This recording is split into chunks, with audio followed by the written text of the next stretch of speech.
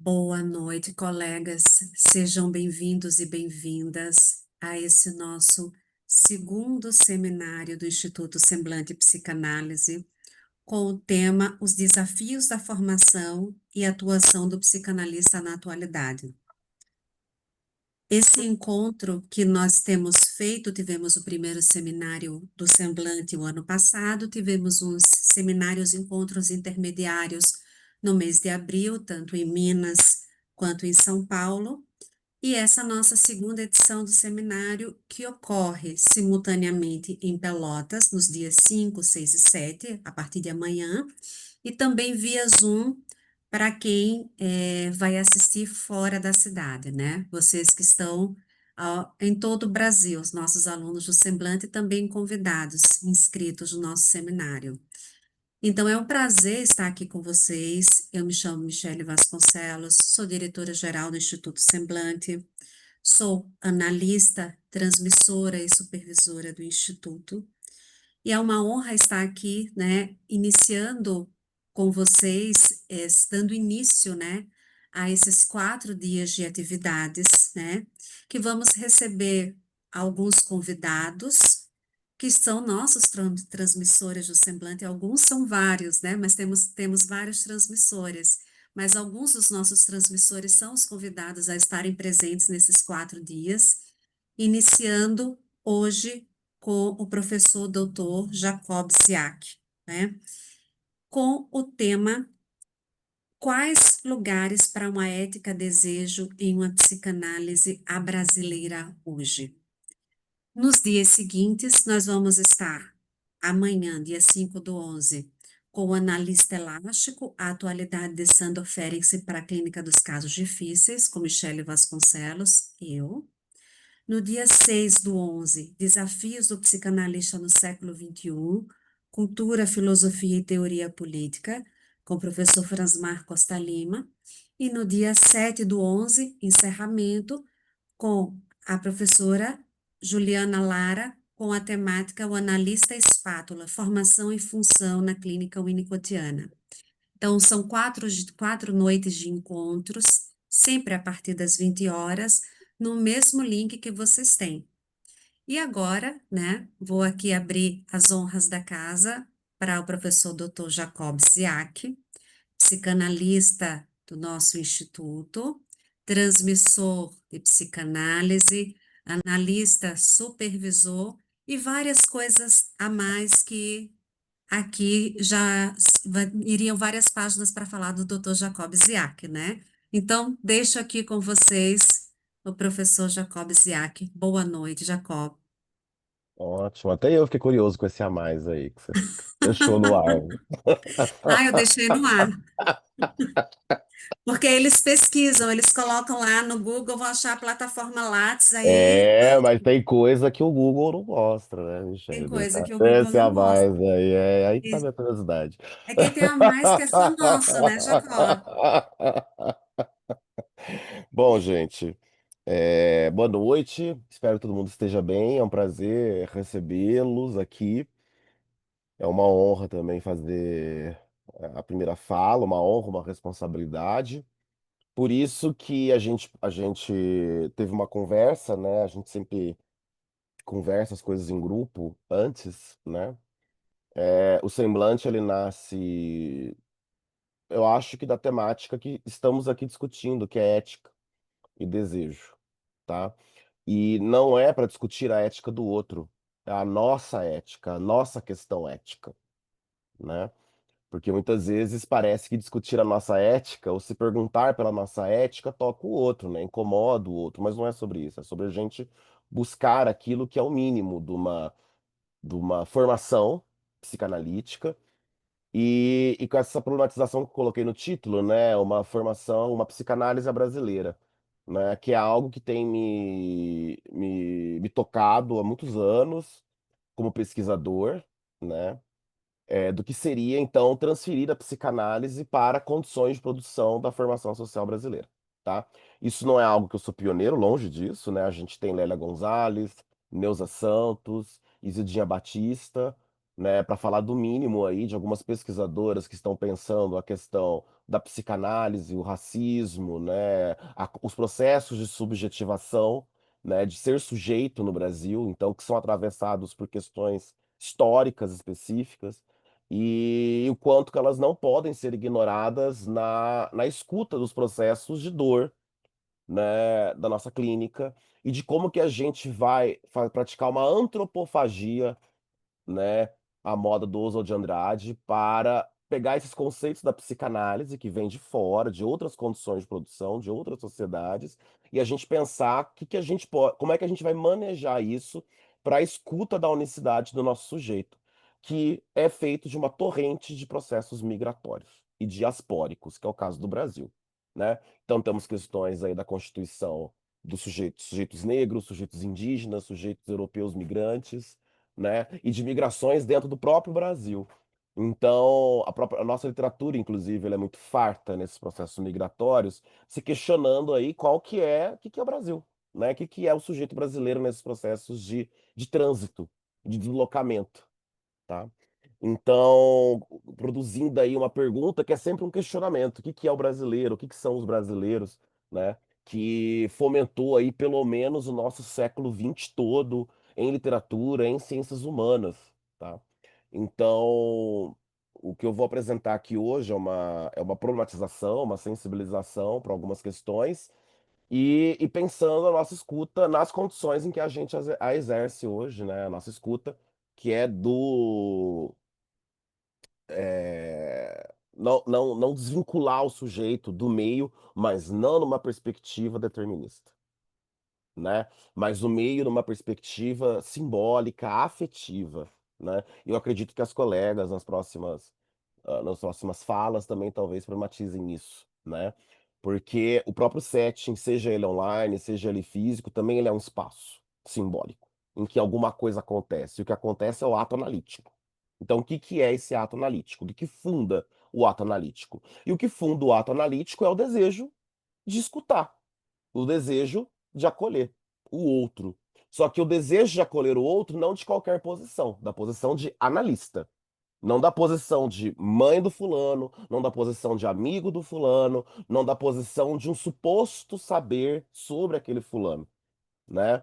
Então, é um trabalho muito grande do analista, né? Ele se colocar como objeto, né? Como prótese, para que o outro em análise maneje, transfira, e aí a gente consiga fazê-lo escutar e fazê-lo falar, né? Sobre esses processos de constituição afetiva, de simbolização, tá?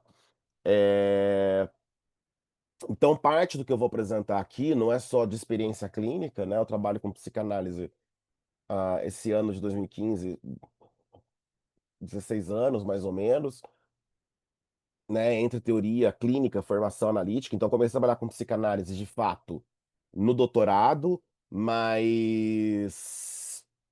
eu acho que isso gera uma busca, né? Eu acho, né? Sou formado em letras, assim como a Michelle, português e alemão, né? E é engraçado quando eu olho para trás, porque o meu avô, né, né, ele sempre me foi trazido pelas memórias, eu não o conheci pessoalmente, né, mas o meu nome, Jacob, né, vem do meu avô, numa raiz germânica, e meu avô sempre foi trazido por essa questão germânica, né, da língua, da cultura. E para mim sempre foi uma curiosidade, porque minha avó me dava banho quando pequeno e dizia que eu era a cara do meu avô, que eu tinha o cabelo do meu avô, que eu tinha que ser um homem bom porque meu avô era um homem bom, né? E ela fazia isso me mostrando as árvores do fundo da casa que ele tinha plantado, né? E essa coisa de alguém que eu nunca que morreu 4 anos antes de eu nascer e que eu trago o nome, né? Essa memória, essa historicidade foi sempre uma coisa que me inquietou. E quando eu fui à universidade, eu estudei alemão por conta dessa relação que foi constituída por escuta com o meu avô. Uma coisa perdida. Uma coisa que. Porque a minha avó, a esposa dele, já foi para uma outra vereda, né? Mas essa coisa do alemão foi por conta dessa vinculação que era colocado. E dentro da faculdade, o interesse pelo alemão. Depois, pela psicanálise, textos filosóficos em alemão, né, no meu mestrado, quando eu fui para a Alemanha, depois no doutorado, e aí chegar à psicanálise, numa época que a gente não tinha ainda os textos traduzidos direto do alemão para o português, que hoje a gente tem traduções maravilhosas, né, na Companhia das Letras, na Autêntica, diretamente do alemão e discutindo a tradução, né? Discutindo, inclusive, produção de saber em língua portuguesa, né? Em língua brasileira, na verdade, dessa psicanálise, desse saber sobre a psicanálise, tá? Então, a minha chegada à formação de professores, a professor, é sempre marcada por uma necessidade da escuta e de uma sensibilidade, né? O Paulo Freire fala que o ato pedagógico por excelência se faz por uma afetividade, mas por uma afetividade que não se confunde com assistencialismo, com afetividade que não se confunde com uma empatia rasa, mas uma afetividade que tem a ver com a disponibilidade para acolher o processo do outro e entender qual que é o processo do outro, né? E o processo do outro não é o meu, simplesmente porque é do outro, né? Então, a psicanálise está sempre atravessada aí, e a clínica eu acho que foi um depois, porque eu precisei me autorizar em outras coisas, né? Primeiro eu tive que me autorizar nessa questão linguística, depois eu fui me autorizar dentro, alguém formado em letras, né? Porque houve questões familiares aí para eu não fazer letras, porque era uma decepção eu fazer letras, onde já se viu, né, esse curso de bicha. Que é isso? Você vai fazer letras, né? Passar fome. Então eu tinha que me autorizar como alguém que não era advogado. Eu tive que me autorizar como alguém que tinha feito letras, né? Depois, me autorizar como professor, que eu morria de medo de dar aula. Era muita responsabilidade. É, até hoje, né? E o por último é a clínica. Então foi uma corrente de autorizações, tá? E vamos ver qual vai ser a próxima, né? Bom, e aí eu compartilho com vocês, né, o que eu organizei aqui como... Tá aparecendo para vocês nos slides aí? Para você... Parece? Ah, então tá.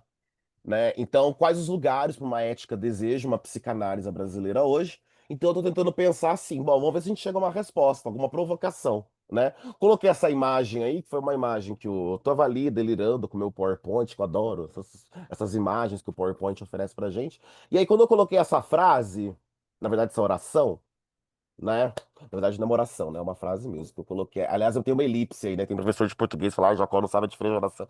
Mas tem uma elipse aí do verbo existir, tá? Esse negócio aí eu coloquei e apareceu essa imagem. Foi a primeira que o PowerPoint deu. E eu achei ela muito interessante, né?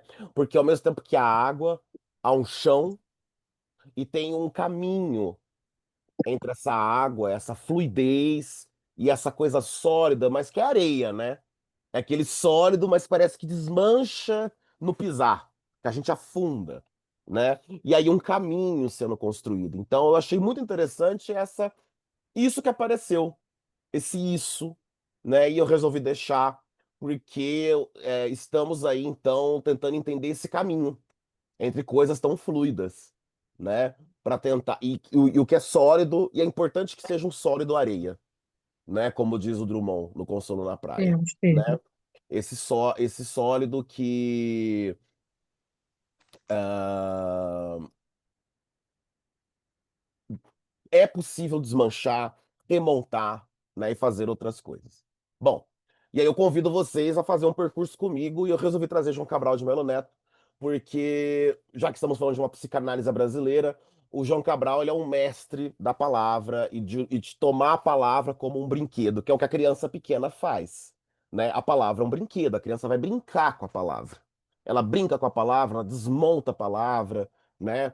Sem nenhum medo de fazer isso. A gente, conforme está ali sujeitado a uma expectativa do que pensam da gente, do que esperam da gente, a gente passa a ter medo da palavra, né? Do que eu vou dizer, que palavra que eu vou usar, né? A gente começa a ter um medo dela, né? E aí, o João Cabral vai dizer que escrever é catar feijão, né? O escrever poético, né? Porque a gente escolhe o que vai, né? O que vai compor o dizer, né? E é muito importante a gente estar atento a esse catar feijão do outro. Como que o outro cata esses feijões para construir os seus enunciados, né? Os seus dizeres. Então, o João Cabral disse que catar feijão se limita com escrever. Jogam-se os grãos na água do alguidar e as palavras na folha de papel. E depois joga-se fora o que boiar. É que pra gente na escuta, o que se joga fora é tão importante quanto o que foi escolhido, né? O que o outro não tá dizendo, o que o outro não tá falando, mas é um processo de escolha, de deixar fora, de deixar dentro. Certo, toda palavra boiará no papel. Água congelada, por chumbo seu verbo. Pois catar esse feijão, soprar nele e jogar fora o leve e oco, palha e eco, né? Então a gente tem uma mania de jogar fora o que parece que não presta, né? Ora, nesse catar feijão entra um risco, o de que entre os grãos pesados, entre um grão imastigável de quebrar dente. Tem hora que mesmo assim, gente, a pedra vem pra boca e ela quebra um dente na hora que você vai mastigar, né? Eu tô catando feijão tão no automático, tô fazendo isso há tanto tempo, que uma pedrinha, pum, parecia tanto um feijão. E era pedra. Certo não, quando ao catar palavras, a pedra dá à frase seu grão mais vivo. Olha que bonito que ele tá dizendo. É a pedra que dá à frase a dimensão de vida. Porque é a pedra, na sua dureza, que faz a gente ter percepção do mastigável, do deglutível. Quer dizer, nem tudo é para engolir mesmo. Nem tudo é para mastigar. Tem coisa que é pedra. Obstrui a leitura fluviante, flutual, assula a atenção, isca com risco. Então, aquilo que é pedra é o que mais chama a atenção para o dizer, é o que mais chama a atenção para a escuta. Quais são as pedras que o outro ali está colocando junto com o feijão nesse catar feijão, né? Então vamos ver aqui que pedrinhas, né, que a gente vai recolher. Então, começando do básico, é a psicanálise como uma ciência, né? Que ciência é essa? Para a gente pensar numa ética, né? O que que é a ética da psicanálise? O que que é o desejo na psicanálise? Porque a gente está falando aqui de uma tradição do pensamento em que o desejo, né, o humano, não se limita ao racional, né? Então a psicanálise, né, no seu alvorecer ali no final do século XIX, na virada para o século XX, ela remonta uma tradição do pensamento, principalmente um pensamento em língua germânica, né, gente? Porque o Freud ele escreve em alemão, né? E ele tá ali na Áustria, e as referências filosóficas, né, daquele momento em língua alemã são riquíssimas, né?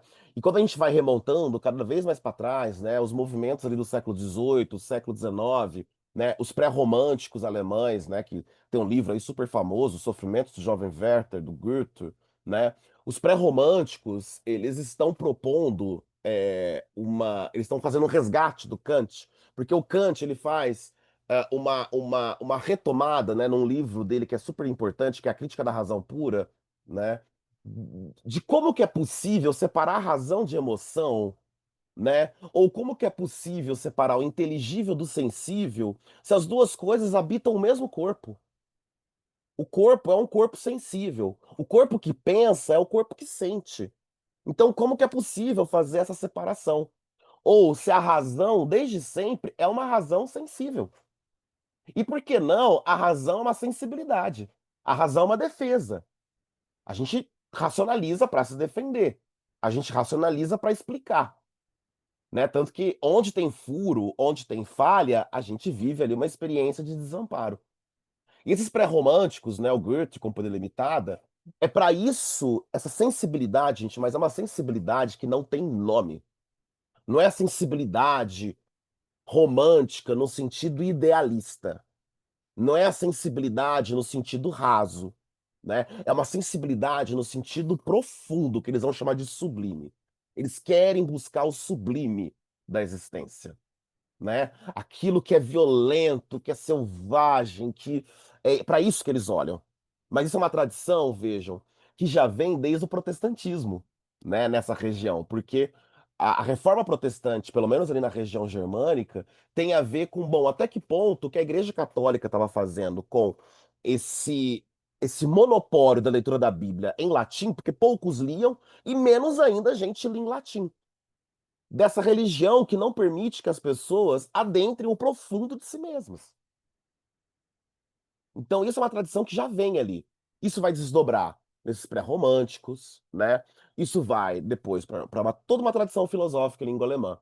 Schopenhauer, né, que vai se deparar com as questões do desejo, da vontade.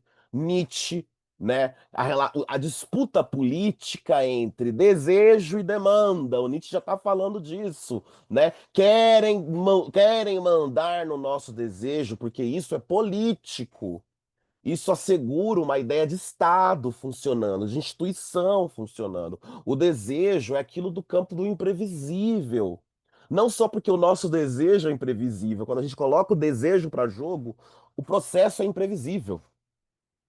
E isso é um horror para quem quer as coisas organizadinhas nas caixinhas.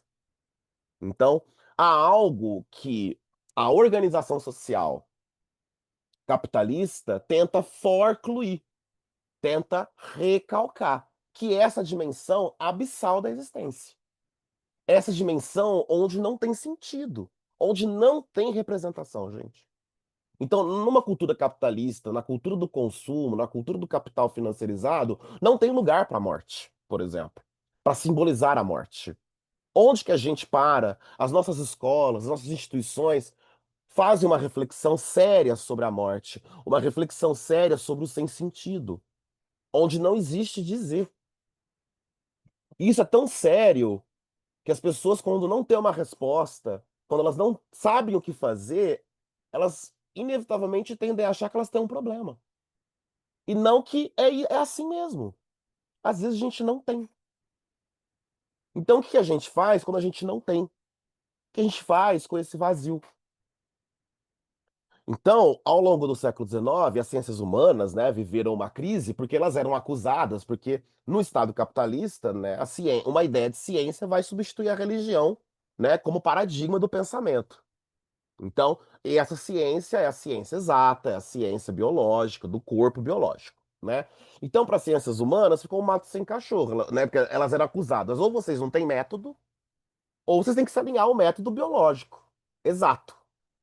E aí foi o que foi feito, né? Um método comparativo, um método evolucionista, né, gente? Evolução das línguas, evolução das culturas. Aí surgiram vários absurdos que justificaram vários tipos de atitudes aí na história, né? Evolução do psiquismo, né? É preciso chegar ao final do século XIX, que a gente chama de época decadentista, em que os pensadores, os poetas, os filósofos vão se autorizar a retomar isso que ficou lá atrás, um século atrás. Quer dizer, tem formas de pensamento que estudam coisas cujo acontecimento não é direto, né? Eu falo isso muito nas aulas, porque quando a gente estuda, por exemplo, alguém vai lá, né, fazer um exame de diabetes, é possível mensurar o fenômeno, né? É possível retirar o sangue e fazer um exame. Com algumas realidades humanas, né, a gente depende de que elas aconteçam e a gente estuda por meio de acontecimentos. Né? Então, eu não estudo a língua em si, eu estudo a língua acontecendo. E a partir disso eu tiro um modelo de funcionamento.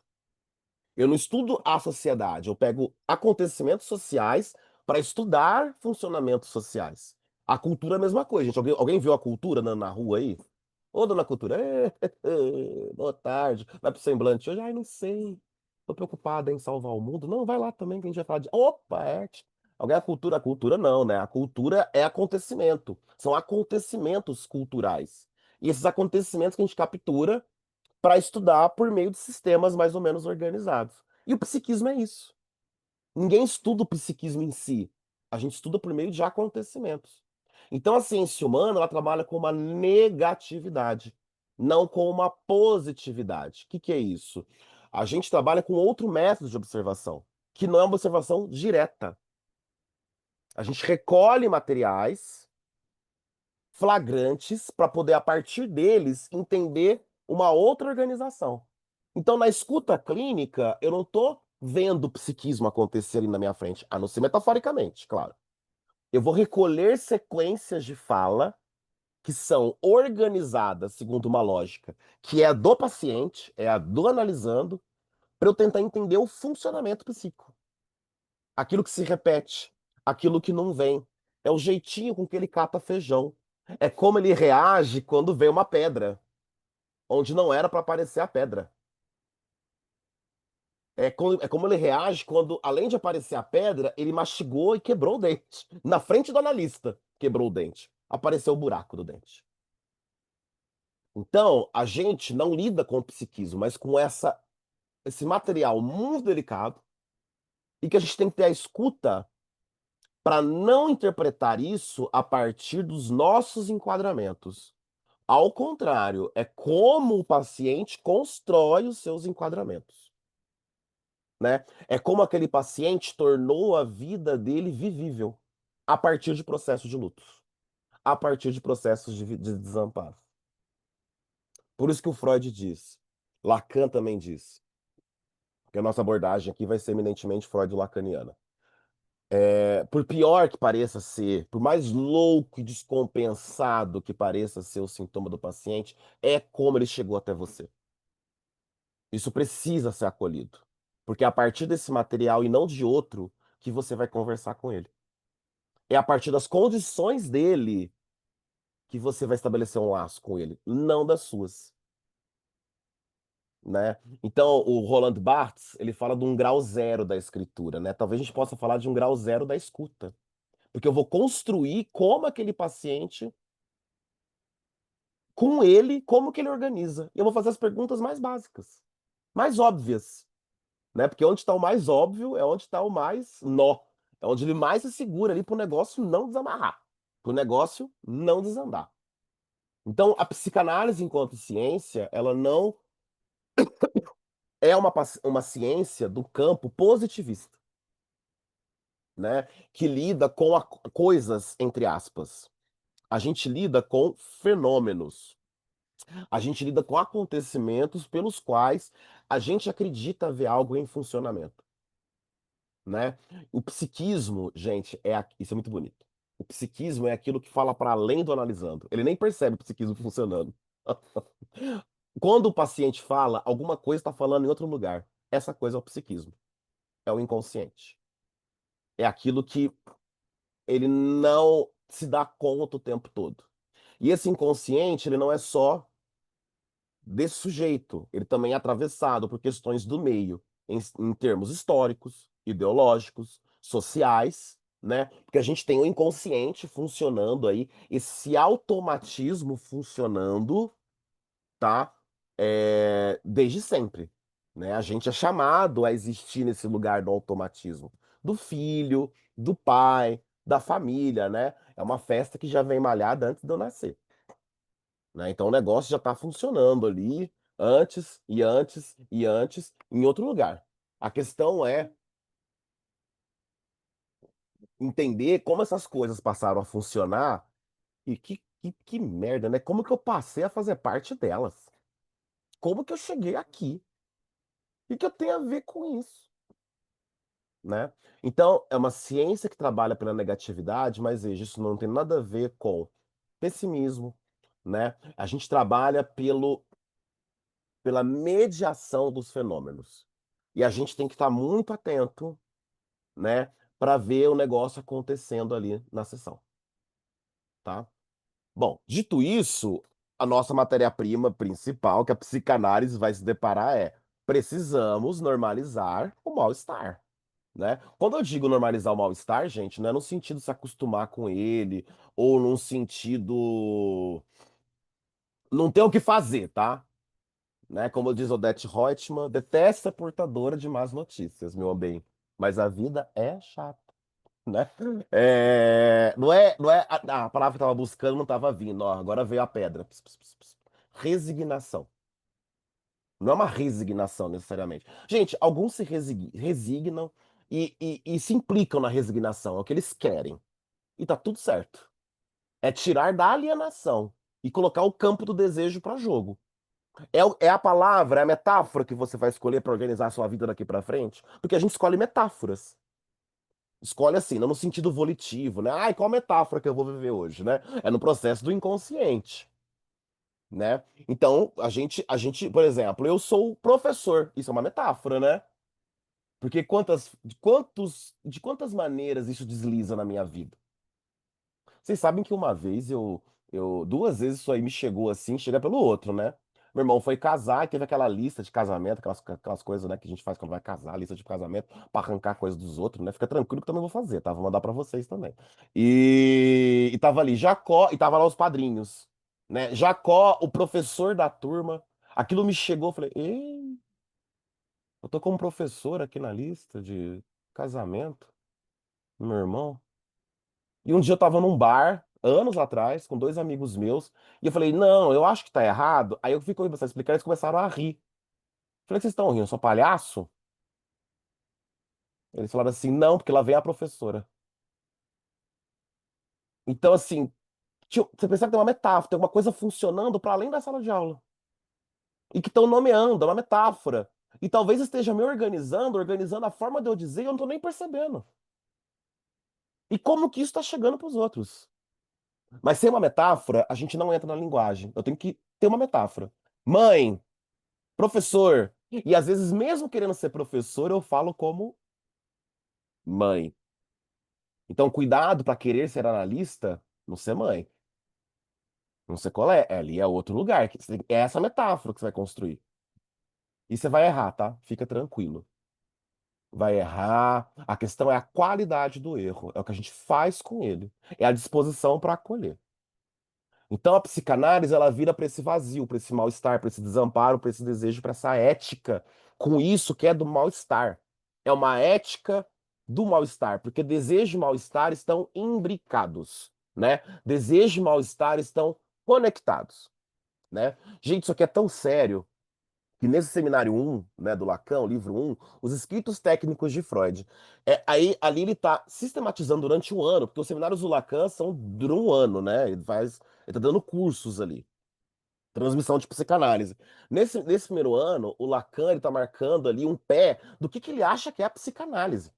Porque ele acha que a psicanálise, no caso a psicanálise francesa, estava fugindo daquilo que é a psicanálise. A psicanálise lida com o vazio, com o desejo, com o mal-estar do outro de uma maneira do outro. É como o outro está trazendo aquilo de uma maneira que ele nem sabe como dizer. Então, como que eu vou dizer para ele o que ele tem que fazer? Só de uma posição que eu pressuponho que eu sei o que o outro deve fazer com o mal-estar que é dele. Então, tem ciências, tem posições de dizer que fazem isso, e tá tudo certo. Esse não é o da psicanálise. A psicanálise é dizer no vazio. É sustentar o que não fecha, o que não sabe. E de onde você construiu uma defesa. A palavra lacaniana é como você construiu uma solução para o que você não sabe. E qual que é a questão que você não sabe? Você mesmo. Então, nos escritos técnicos, o que ele está propondo? Bom, o que tem que ter para ser psicanálise, né? Então, para ser psicanálise, não é aconselhamento. Isso não é a ética da psicanálise, não é dar sugestão. E principalmente, eu estou ali me disponibilizando para o paciente me usar, né? Me usar transferindo as relações de objeto, transferindo a maneira como ele vivencia as emoções. E, gente, quando o paciente vier puto pra cima de você, ótimo, a transferência está acontecendo, captura, ele está reagindo, né? É essa reação que a gente tem que observar. Ali alguma coisa do sublime dele apareceu. Como que ele vai ficar depois? E aí a gente acolhe isso, essa disponibilidade para acolher. Fulano, que bom que você pôde ficar bravo assim, né? O que você tá sentindo, né? Provavelmente de uma maneira que ele nunca foi acolhido nessas explosões. Como é bom poder explodir e não perder. Ganhar. E aí a psicanálise vai para a questão do vazio. E, gente, um dos lugares mais bonitos que eu li, porque assim, uma das dimensões do vazio, né? Uma das dimensões que o vazio se manifesta é pela agressividade. Né? Quando o nosso vazio, né, o nosso mal-estar, o nosso desamparo, ele comparece, a gente reage com uma certa agressividade a isso, né? Essa agressividade, ela vem de tem 50 tons de agressividade, 50 tons infinitos, né? A gente pode ser agressivo tanto com o outro quanto com a gente mesmo. Inclusive, a gente pode ser agressivo de maneira que a gente não se dá conta. O próprio corpo é agressivo com a gente, o próprio corpo explode em agressividade, né? Fui a cardiologista umas 3 semanas. E aí eu tava com uma alergia que ela falou, ai, tá estressado. Virei pra ela, mas peraí, eu não te conheço, o que é isso? Que absurdo. Né? Aí eu saí com aquilo na cabeça. Falei, gente, mas eu tô tão bem aqui, classe média, pagando as contas. E pra tomar meu Igov. E falou, eu tô estressado, tô cansado, né? Mas eu fiquei com aquilo na cabeça. Será que é o corpo explodindo? Será que é o corpo em erupção com alguma coisa? Então, isso acontece. Isso acontece, né? E o Paulo Freire, gente, ele fala na pedagogia da autonomia, uma das coisas mais bonitas que eu já li sobre o ódio. Ele diz: não há ato de educação sem ódio. A gente vai sentir ódio, a gente vai sentir raiva. Por quê? Porque no aprender, qualquer que seja o aprender da escola, o aprender simbólico, coloca a gente no limite do que eu não sei, do que eu não consigo, do que não vai. Então eu vou sentir raiva, vou sentir uma agressividade, ou com o outro ou comigo. E o Paulo Freire diz: é muito importante o professor estar atento a isso. Por quê? Porque a gente tem que usar essa agressividade para isso reverter para uma construção positiva na vida desse aluno e para ele sentir raiva daquilo que produz mal socialmente. Porque se a gente não está atento a essa raiva que o outro sente quando não aprende, quando não vai, ele vai direcionar essa raiva para o outro. Ele vai direcionar essa raiva para minorias. Ele vai direcionar essa raiva para pessoas da família. E ele não vai entender por que que ele tem essa raiva. Porque quando eu sinto a raiva, quando eu sinto esse excesso cheio de falta, eu vou procurar um objeto, né? E às vezes esse objeto que a gente encontra é a gente mesmo. Então, isso que o Paulo Freire fala no campo da educação, no campo pedagógico, eu acho isso fascinante para o campo da clínica. Porque é um dos materiais, a gente trabalha com esse magma na clínica, que se manifesta de muitas maneiras, né, gente? Então, quando a gente fala de uma agressividade, não é necessariamente no campo da raiva, né, ou da porrada, né? Essa agressividade, ela pode aparecer de muitas maneiras, inclusive do sujeito com ele mesmo, como o masoquismo, né? Eu não mereço, não vai, né? E resistência também, tá? Então, mal-estar, vazio, desamparo, tá? Isso é matéria-prima da clínica, tá? Então a gente não foge disso. E ao mesmo momento, né, é um trabalho muito tênue para a gente não fazer a manifestação do vazio do outro ser sobre nós, né? Quer dizer, é com a gente, não é com a gente, analista, porque eu tô ali como objeto, mas eu não vou responder a essa agressividade do sujeito, né? Eu vou fazê-lo escutar aquela manifestação de vazio. Eu vou fazê-lo se desalienar disso, tá? Então o desejo, ele não vem de um outro lugar, ou ele não se relaciona com outro lugar que não seja o mal-estar, que não seja o desamparo, tá? A clínica lacaniana, né, a psicanálise lacaniana, esse é um dos fios condutores do pensamento lacaniano, né? Porque a clínica psicanalítica é um dos lugares príncipes da cultura contemporânea para o sujeito elaborar o seu mal-estar, de uma maneira que seja ele, não uma instituição dizendo o que ele tem que fazer. Seja a família, seja a escola, seja a religião, porque isso as instituições fazem, né? Para que esse sujeito compareça como um eu na sociedade, para que ele seja essa dimensão externa, né? O que alguns vão chamar do falso self. Ele é necessário para uma existência. Só que ele não dá conta do abissal, ele não dá conta do mal-estar. Esse mal-estar aparece, né? Esse mal-estar aparece de diversas maneiras, ainda mais pensando em cultura contemporânea, né? O próprio presente ele é cheio de mal-estar, né? Quando a gente vive numa cultura da internet, das redes sociais, em que parece que na vida dos outros as coisas acontecem o tempo todo, né? Cada mergulho é um flash, e a minha vida é acordar, ir pra escola, alimentar meu gato, fazer comida, fritar meu ovo, lavar minha louça, trabalhar mais. Parece que minha vida não acontece nada, né? Mas será que a vida não é isso? Né? Que é o extraordinário? A questão para se sustentar é o ordinário, porque o extraordinário será ordinário, em algum momento. Então, é esse presente, né? É esse estar aqui e agora, né? Essa dimensão de maravilhoso, mas a dimensão também de incômodo, de dúvida. Será que eu deveria estar fazendo outra coisa? Será que eu tô no lugar certo? Será que eu amarrei minha égua no lugar que eu deveria ter amarrado, né? Então são questões do campo do desamparo, né? Então a clínica psicanalítica pode até ser que o sujeito venha a nós para buscar uma cura, para buscar uma solução para algo urgente, para algo iminente. Mas o processo de análise é o sujeito conseguir entrar em si mesmo como uma questão. E qual que é a questão do sujeito? Ele é a questão, esse mal-estar, né? Então a cultura tenta encontrar formas da gente administrar esse mal-estar. E elas são válidas, não é que elas não sejam válidas, mas elas não são suficientes, né? Qual que é a minha relação que eu vou criar com o meu próprio mal-estar? E eu entendendo como que o meu mal-estar tem se manifestado na minha história. E na história dos que me antecederam e cuidaram de mim.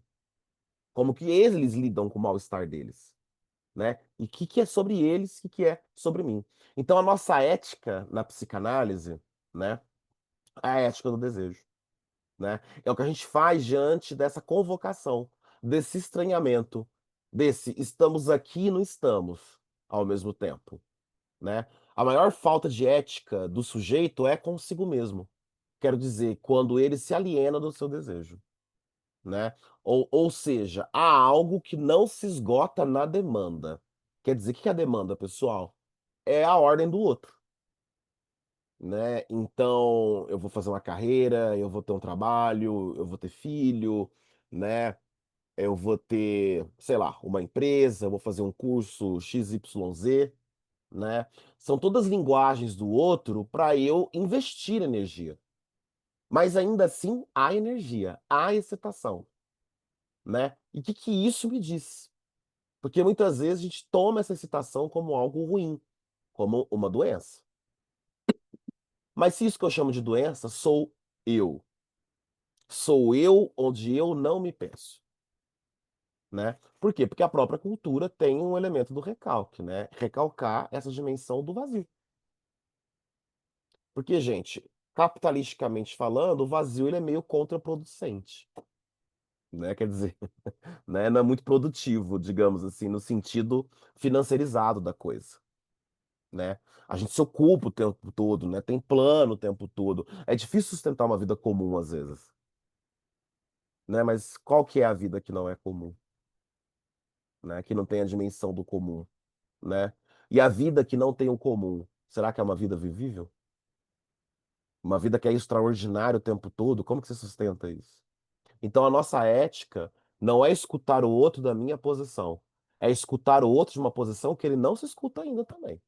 E a gente não sabe qual é, porque eu vou ter que escutar, escutar muito, escutar de novo, escutar de novo, escutar mais e ir desenhando esse funcionamento psíquico por esse material verbal e também corporal, da linguagem corporal que eu vou recebendo ali na minha clínica, né?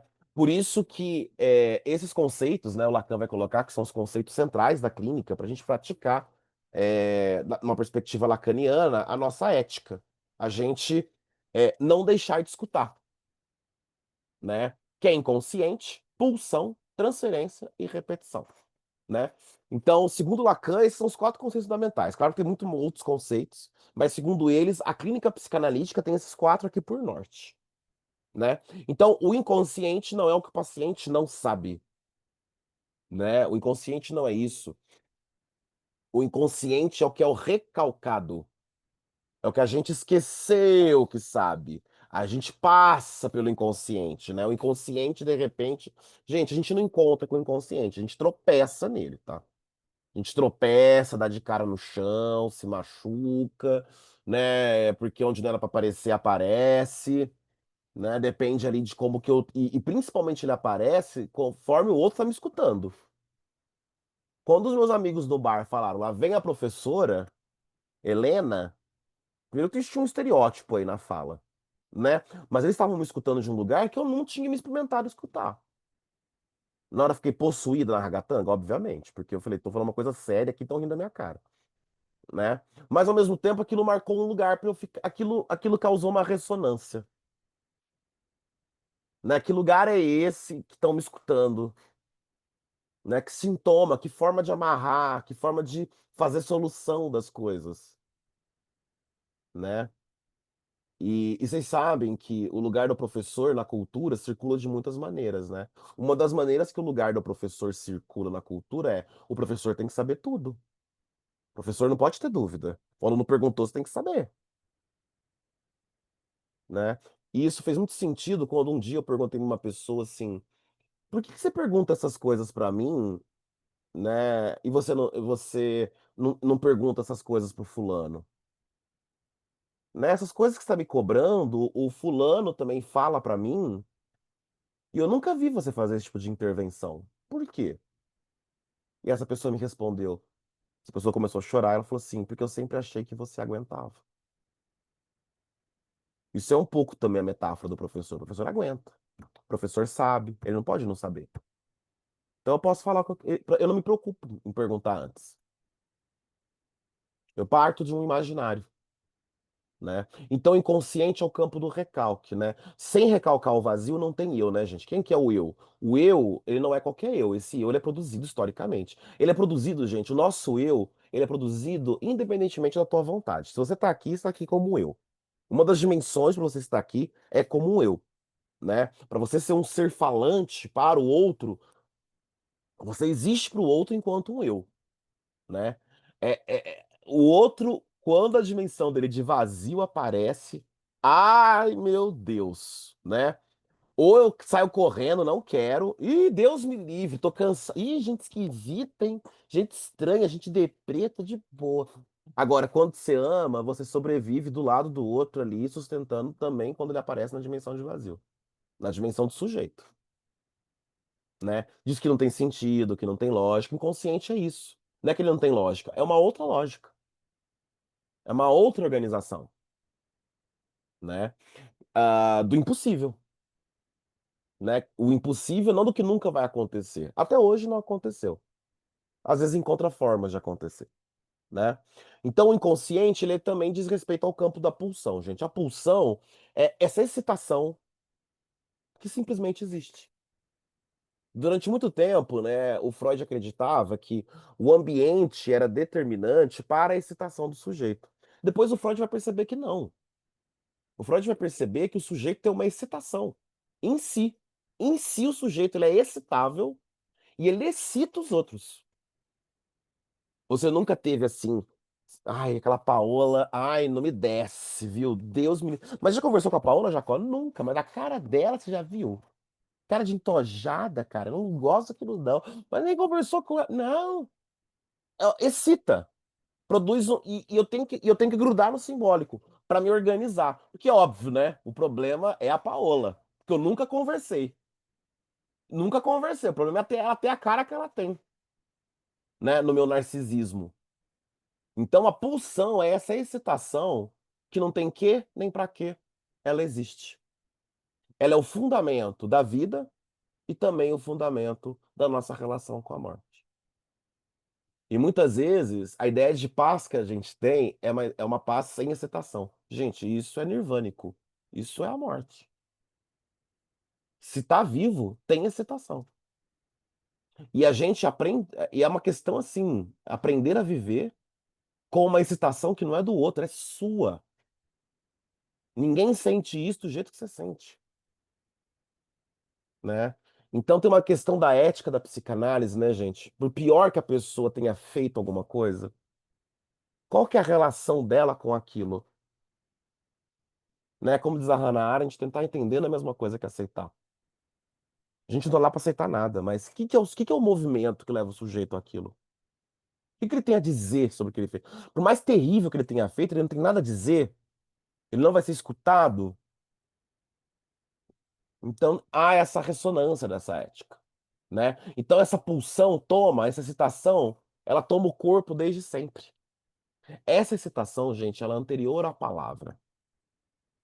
Essa excitação, alguns dizem, é anterior ao contato com o outro. Essa excitação já está no corpo. Ela existe de alguma maneira, né? Aí vem um contato com o outro, né? Nesse campo do cuidado, que vai constituir um imaginário de cuidado, né? E depois o campo simbólico, que é o campo da linguagem, que é onde a gente tem que entrar para poder existir nas relações com o outro. Mas essa excitação, né, que não tem nome, que eu não sei o que fazer, ela existe no meu corpinho, né? E eu transfiro isso o tempo todo. Então, de repente, tem coisas que me colocam possuído assim. Eu vou do 8 pro 80, se eu vir aquilo ali, eu fico puto. E também tem coisas que se eu vir, eu fico muito triste. Então, esse excesso para mais, esse excesso para menos, ou essa falta para mais, essa falta para menos, é a nossa transferência disso que atravessa a gente. E, gente, é que nem um caminhão. De repente vem. E é isso que me atravessa, que me arrasta, porque o paciente, muitas vezes, chega ali, né, todo comedido, controlado. Nem todos, né? Alguns já chegam ali, tiram porrada e bomba. E aí são sessões, né? Trazendo essa organização, aquela fala articulada. Às vezes demora um pouco para aparecer esse caminhão que atropela ele, né? De repente ele traz ali na sessão. Nossa, fulano, demorou, hein? Nossa, fiquei aqui esperando. Finalmente o caminhão apareceu que te atropela. Um dos caminhões que te atropela. Que bom, que bom. É com isso que a gente trabalha, né? E é isso que o sujeito, e a repetição é onde o sujeito insiste na ilusão de que a vida vai se resolver. Né? E que esse sofrimento, essa ênfase na repetição tem um valor. E isso é um gancho que eu quero fazer, porque nas culturas, esse imaginário de que o sofrimento é bom vai aparecer de formas diferentes. De que o sofrimento, lá no final, vai trazer uma recompensa. Nossa, mas eu esperei tanto tempo. Eu vou abrir mão disso? Tô há 20 anos casado com esse traste. Vou sair com uma mão na frente e outra atrás? Mas que mão na frente e outra atrás, meu amor? Exatamente, você tá falando. O que você quer? Ué, talvez você saia desse casamento com as mãos cheias, mas de uma outra coisa. É se implicar. Então a repetição é onde há resistência, onde o sujeito acredita que que ele existe, que ele sofre para equilibrar as coisas, né? Gente, e o sujeito investe tanta energia nessa repetição que quando alguém mexe na repetição dele, ele reage muito mal, né? Como se ele precisasse se defender. Tá? Então, perceber onde o sujeito insiste, repete e fala de novo, e ele fala e ele repete trocando, tá? Ele repete trocando palavra e ele repete trocando objeto. Ele repete no trabalho, ele repete no casamento, ele repete, ele vai repetindo. Porque é por essa ênfase que ele tá acreditando que tá fazendo nó, que ele tá sustentando a vida dele. Então é onde ele repete que tá a possibilidade de deslocamento. Só que aí ele vai ter que abrir mão de uma ideia de estabilidade que ele vem sustentando até ali, né? Agora, gente, a gente tem que tomar cuidado na clínica, né? Porque é a forma do outro repetir, é a repetição do outro que pega a gente na transferência, né? Porque às vezes a repetição do outro me pega afetivamente. Aí vem um trabalho de separação. A repetição do outro não é sobre você, apesar de ali você estar disponível para que ele te use como objeto para essa repetição aparecer. Para ele trazer isso de novo, né? E a gente poder trabalhar. Então, isso aí é o Noble Romeano, né? É uma das elaborações do Lacan, né? Veja que esse azinho, né? É onde o sujeito está amarrando, né? Esse azinho aí vem do francês, que é autre, né? O outro, o pequeno outro. É onde que eu acho que eu estou amarrando o tempo todo. Acho não, né? É onde eu tô amarrando o tempo todo o imaginário, né? O campo das sensações, como eu organizei as sensações desde sempre, o campo do simbólico, é o campo da linguagem, das práticas sociais, e o campo do real, né? Gente, é o campo do real, o campo do meu abissal, do meu impossível, daquilo meu que até hoje não apareceu em termos de nome, né? E uma das formas da gente dizer o real, gente, é a morte. Onde que eu acabo? Onde que eu findo? Onde que eu chego para poder me organizar, pelo amor de Deus? Quantos anos de vida eu tenho para eu saber o que que eu vou fazer? E você não vai saber. E ainda sem saber, é sustentando esse não saber que você amarra. Aí você pega esse impossível de saber, esse impossível. Então, tudo aquilo que a gente não sabe se parece tanto com a morte, se parece tanto com o desamparo, se parece tanto com as vezes que eu caí e fiquei sozinho. E fiquei sozinho, não porque não tinha ninguém perto de mim. Tinha gente perto de mim às vezes, mas não pôde fazer nada para que eu não sentisse aquilo. E vira e mexe, a gente cai nisso de novo. Mas a gente cai nisso de novo, não porque o outro é uma desgraça de pessoa, é porque a gente cai. Então, a gente está sempre se relacionando com uma ideia de outro a quem eu me dirijo, tentando amarrar essas coisas. Recalcar o impossível, né? Tentar resgatar um imaginário que eu acho que eu vivi o tempo todo e tentar usar o simbólico para fazer minha vida acontecer do jeito que eu acho que ela tem que acontecer no meu imaginário.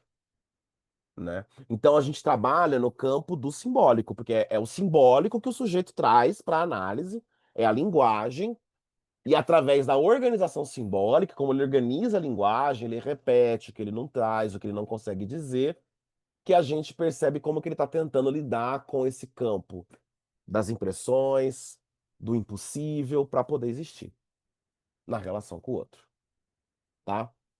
Bom, e aí eu trago uma ponte para a gente poder fazer com a formação social brasileira, né? Porque quando a gente vem aqui para o Noble Romeano, só para a gente poder voltar, né? Aqui onde o sujeito amarra é onde ele repete. A maneira como ele acredita que está estabilizando, porque, gente, por que que às vezes a pessoa está numa desgraça de emprego e não sai? Ela reclama todo dia dessa merda, né? Uma colega minha que está num cargo de coordenação numa universidade pública, e a semana passada ela reclamou e reclamou que ela tá fazendo o melhor dela, que as pessoas não veem que ela tá fazendo o melhor dela, que ninguém quis pegar esse cargo, que ninguém reconhece e que não sei o quê. Falei, gata, sai. Você não precisa estar nesse cargo. Sai. Ela falou assim, mas eu vou sair? E o que eu fiz até agora nesse cu. Peraí, mas isso que você está fazendo, fofa, não é o seu trabalho? Você não está fazendo bem o seu trabalho? Tô! Não é para isso que você entrou ali, para fazer bem o seu trabalho? O que que tem de extraordinário? Não que não tenha, mas eu quero que você me fale. O que que é isso que não estão te dando? Ali tem uma insistência, né? Tem um sofrimento. O que que eu estou esperando que as pessoas façam? Olhem para o meu sofrimento. Isso é um sofrimento? Ou, de uma certa maneira, gente, esse é o ordinário da vida. A gente amarra o tempo todo. Agora, da mesma maneira que eu amarro de um jeito, é possível amarrar de outra? É, sai do emprego. Ah, mas aí eu vou abrir mão do quê? E do que você está abrindo mão agora? Então, é a questão de como que eu vou amarrar. Então, quando a gente pensa em formação social, né, o que que é uma reflexão que a gente não pode deixar de fazer, né? Quando a gente fala em sociedade brasileira contemporânea, nós somos resultado, dentre tantas coisas, né, de fluxos migratórios, né, de fluxos diaspóricos, né? E vários de nós aqui que estamos presentes, é muito difícil que a gente não tenha, né, na nossa família algum atravessamento migrante, né? E na narrativa de constituição da sociedade brasileira, né, o trabalho ele aparece como um instrumento de você conseguir fazer a sua vida sair daquela miséria, sair daquela dificuldade, né? Eu lembro que os meus avós, né, na verdade os meus avós, os bisavós que vieram da Europa, né, no processo migratório, eles não falavam do que tinha acontecido na Europa, porque era uma coisa da qual eles queriam desvincular. Porque tinha sido uma pobreza, tinha sido uma perseguição, inclusive religiosa, que fez eles virem para cá. Então eles não falavam sobre. E o trabalho, eles eram para cá para quê? Para trabalhar, e por meio do trabalho construir uma outra vida. Então, não havia outra forma de você construir o teu trabalho ao chegar, a tua vida ao chegar aqui, que não fosse trabalhando. Porque quando esses imigrantes chegaram aqui, não só imigrantes, né, gente, mas a abolição da escravatura, não tinha política pública que amparasse sujeitos construírem a sua vida, né? Não tinha política pública pronta. Essas políticas públicas tiveram que ser construídas num processo histórico de luta, né? E aí o trabalho, ele entra como uma ética para fazer a vida acontecer. Então, várias famílias que resultam de processos migratórios devem ter tido, vários de vocês, se não vocês mesmos, né? Algum pai, algum avô ou bisavô que o trabalho era a ética do viver. Se vivia para trabalhar, né? E principalmente na ética, né, de que os outros depois de mim pudessem trabalhar menos do que eu, pudessem usufruir de uma outra condição. Então, eu venho de uma narrativa familiar, por exemplo, em que crianças desde pequenas trabalhavam. Assim que atingisse uma certa possibilidade, ia ajudar na roça, ia ajudar na lida, né? Então não havia uma organização de aparelho de Estado nesse momento para acolher, por exemplo, condições específicas da infância, desse extrato social. Né? Gente, estamos falando de pessoas que vêm de uma formação social que não é aquela formação social de pessoas que já nascem numa condição para, por exemplo, acolher a infância de maneira diferente. Né? Alguns, mesmo ali na transição, né, de império para república, nesses processos migratórios, algumas pessoas, né, pertencentes a uma certa elite econômica, social, eles já nasciam numa condição da infância ser acolhida em outras condições.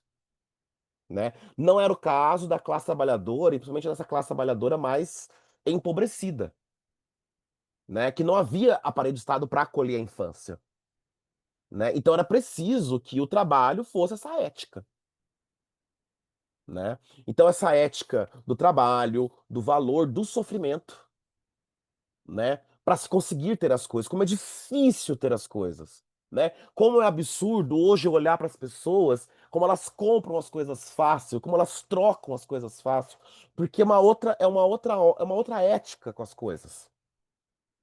Então, muitos de nós, né, na nossa organização simbólica familiar, vejam, qual que era o lugar, muitas vezes, que havia para essas crianças constituídas nesses estratos sociais para acolher a dimensão da falta, para acolher a dimensão do mal-estar. E a gente tem vários ditados populares aí que circulam sobre isso, né? A gente vai lavar um tanque de roupa suja, né? Vai trabalhar que passa, entre outras coisas. Então não há uma dimensão, né? Não é que não haveria possibilidades sublimatórias. Havia. Eu escuto os que vieram antes de mim, por exemplo, falarem de atividades culturais, música, né, que funcionavam, entre outras coisas, como possibilidades sublimatórias para esses sujeitos, né? Então, as festividades, enfim, né? Tinha as possibilidades sublimatórias, mas não tinha muitas vezes esse espaço, né? São pessoas, gerações, gerações, gerações, que cresceram sem condição de elaborar esse mal-estar. E aí a gente tem todo um extrato social, um conjunto social se constituindo década após década, sem espaço para isso. Para o mal-estar, onde que o negócio não fecha, né? A dimensão de falta que eu vou pegando geração após geração que vai pesando sobre mim, né? Tem um conto da Conceição Evaristo que chama Olhos d'Água, tá? Que tá num livro que chama Olhos d'Água, em que a narradora, ela começa se interrogando, ela acorda de madrugada num susto, porque de repente ela não lembra qual que é a cor dos olhos da mãe dela, né? E a mãe dela é uma mulher, né, que cuidou das filhas, então não há menção ao pai, né? Aquela família de mulheres negras, né, que cuidam da prole, mãe solo, né? E uma mãe que trabalhou a vida inteira para as coisas não faltarem para essas filhas. Inclusive, quando não havia comida, essa mãe cozinhava a água e fervia a água, contava uma história para as crianças tomarem água morna. E ela dizia, com a história que minha mãe contava e com a água morna que a gente recebia, a fome desaparecia. Então, essa mãe que quando chovia, né, abraçava as filhas porque tinha medo do barraco desabar. E essa filha, um dia, que é a filha mais velha, vai embora para tentar uma vida melhor. Só que nesse movimento de ir embora e de cuidar e buscar uma vida melhor, ela necessariamente deixou a família para trás. E aí, uma noite, ela acorda com essa questão.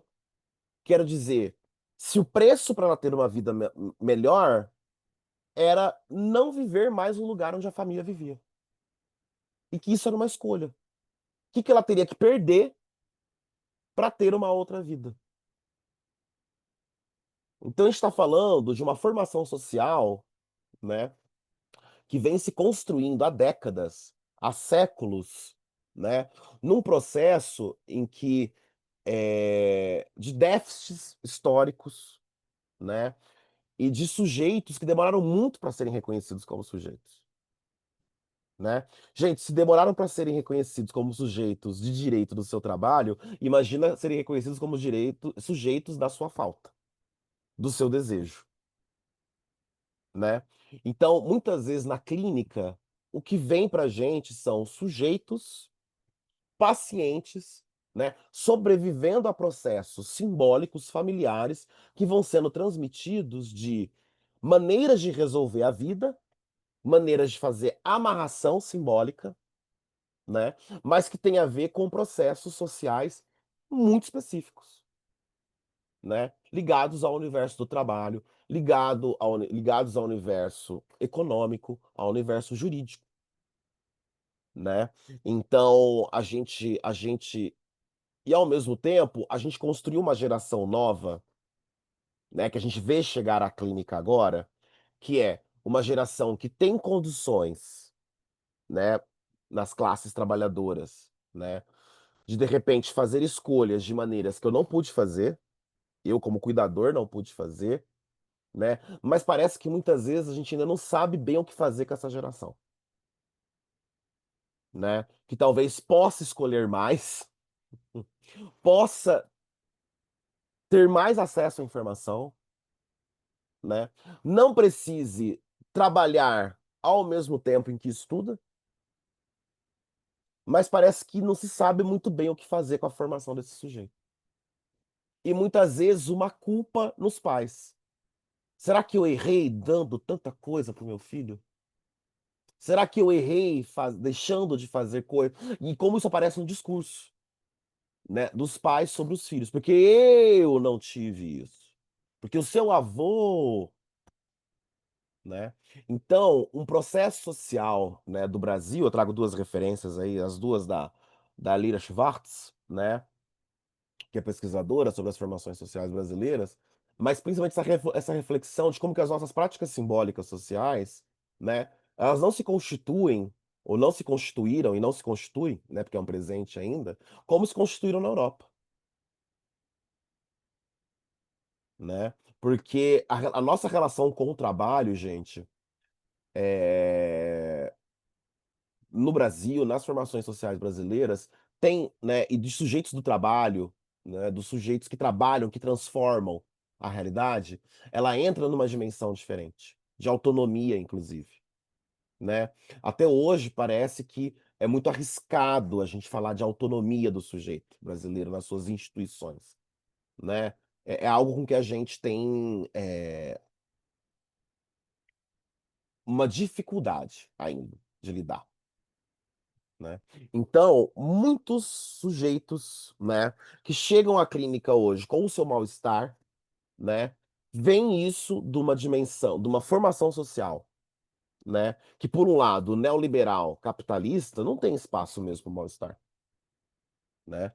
A não ser algumas formas socialmente estabelecidas aí para esse mal-estar aparecer como sublimação, né?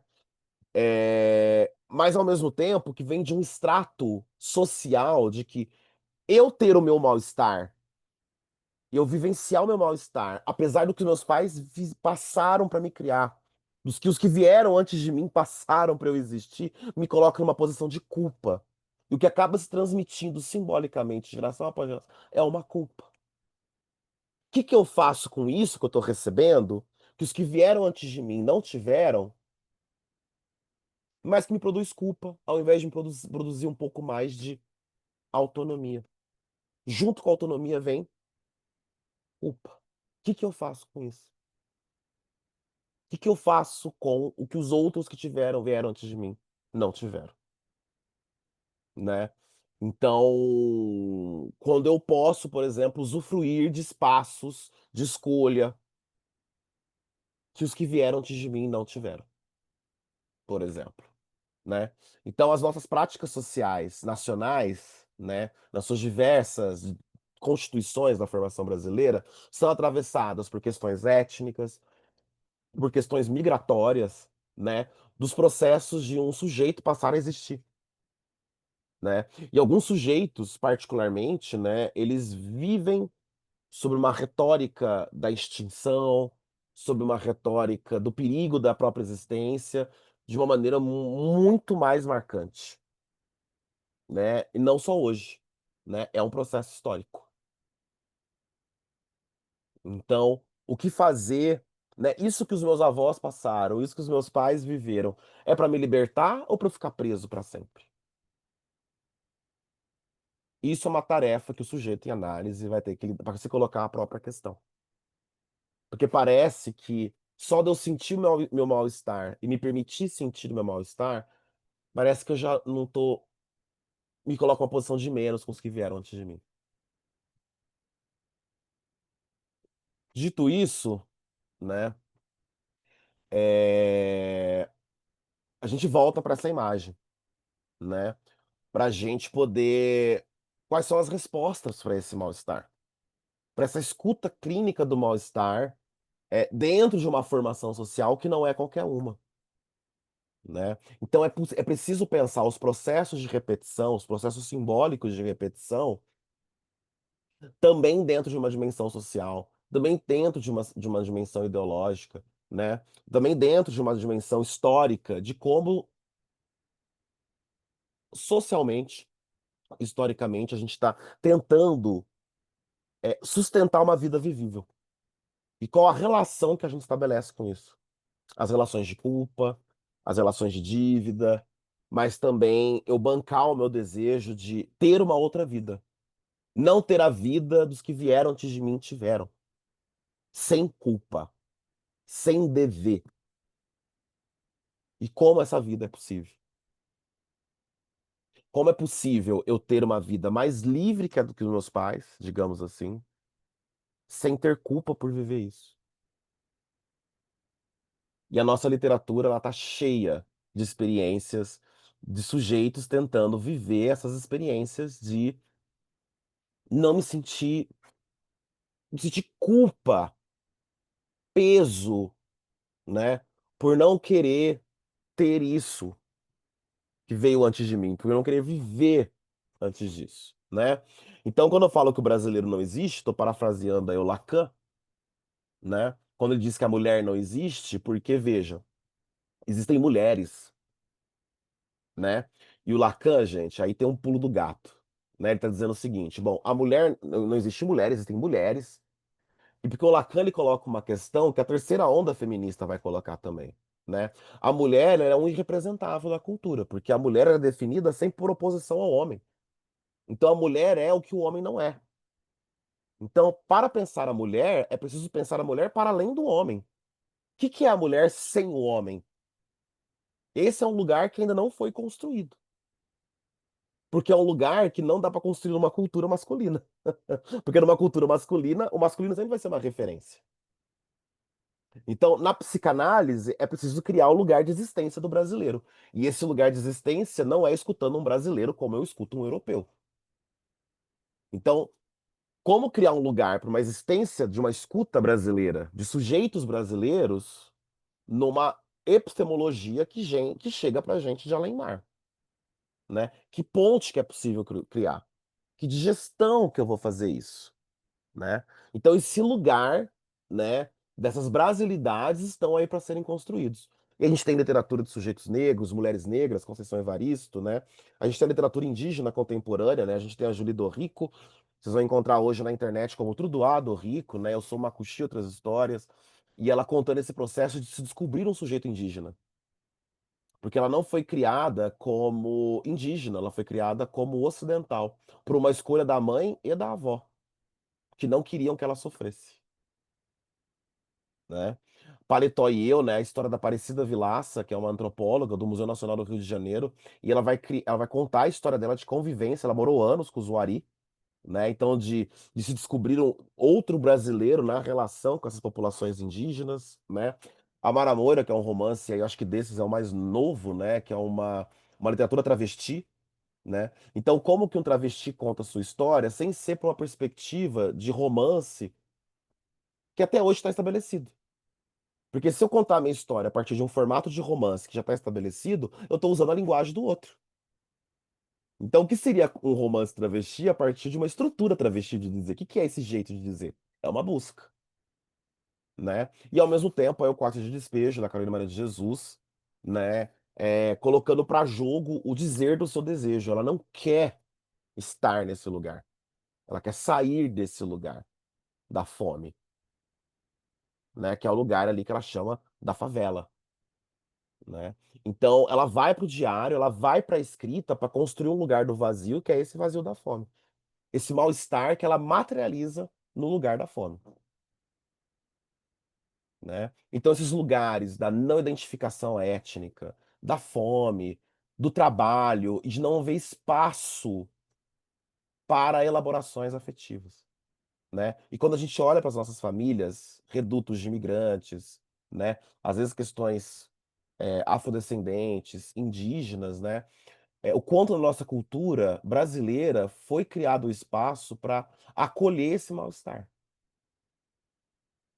né, para acolher esse lugar onde a existência não fecha, sem vergonha de ser uma doença, sem vergonha de sentir o que eu sinto, né, sem que o que eu sinta seja um desmerecimento em relação aos que vieram antes de mim. E uma maneira de você se conectar e legitimar o seu sofrimento é: eles também sofreram, e eles também sofrem, mas talvez eles não tiveram e não tenham condição de dizer como você tem. E isso é uma forma de conectar, isso é uma forma de legitimar o nosso sofrer, né. Então, um lugar para nossa ética dentro de uma psicanálise brasileira hoje, trazendo Lacan aí, essa psicanálise lacaniana para conversar pra gente, é, eu acho que gente, o que a experiência brasileira vai ensinar pra gente, na verdade, a experiência de psicanálise, espera aí, mas o que que é uma psicanálise no Brasil, né? O que que é uma psicanálise com sujeitos que têm a história de formação que a gente tem, né? É um lugar por construir, na teoria e na clínica. É um lugar que está sendo construído nesse momento, e que está sendo construído por nós, tá. E não nos esquecermos que, na verdade, esse é um lugar a ser construído na clínica com qualquer um que venha buscar escuta na clínica. Não escutá-lo a partir do que eu espero dele, escutá-lo a partir de um lugar que ele ignora, que ele não sabe qual é, mas que ele está ali colocando para jogo, né, nessa confiança desejante da escuta.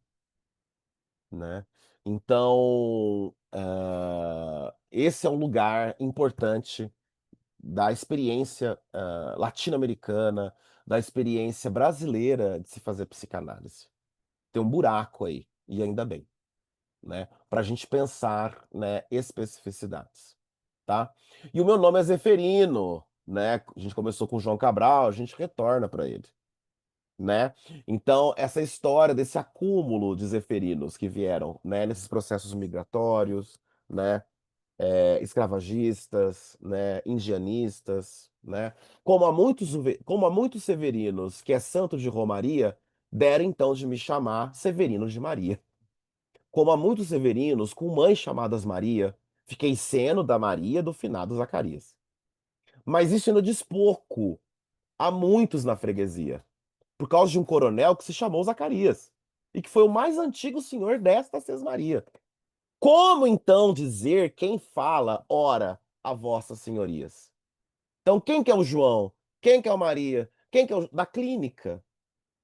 Vejamos, é o Zeverino, da Maria, do Zacarias, lá da Serra da Costela, limites da Paraíba. Mas isso ainda diz pouco. Se ao menos mais 5 havia com o nome de Zeverino, Filhos de tantas Marias, mulheres de outros tantos, já finados, Zacarias, viveram na mesma serra, magra e ossuda em que eu vivia. Somos muitos Severinos, iguais em tudo na vida, na mesma cabeça grande, que a custo é que se equilibra, no mesmo ventre crescido, sobre as mesmas pernas finas. E iguais também porque o sangue que usamos tem pouca tinta. E se somos severinos, iguais em tudo na vida, morremos de morte igual. Mesma morte severina. Que é a morte de que se morre de velhice antes dos 30, de emboscada antes dos 20, de fome um pouco por dia, de fraqueza e de doença, é que a morte severina ataca em qualquer idade, e até gente não nascida. Somos muito severinos, iguais em tudo e na sina. Há de abrandar estas pedras, suando-se muito em cima, há de tentar despertar terra sempre mais extinta, há de querer arrancar algum, isso é muito bonito, roçado da vida. E qualquer explosão da vida é digna, mesmo quando explosão de vida severina. Muito obrigado, eu estou aberto aí às questões para a gente poder dialogar, porque para a gente ter um tempo aí, né? Eu vi que talvez foram aparecendo algumas mãos levantadas. Quem que vai organizar aí o nosso... Deixa eu ver aqui.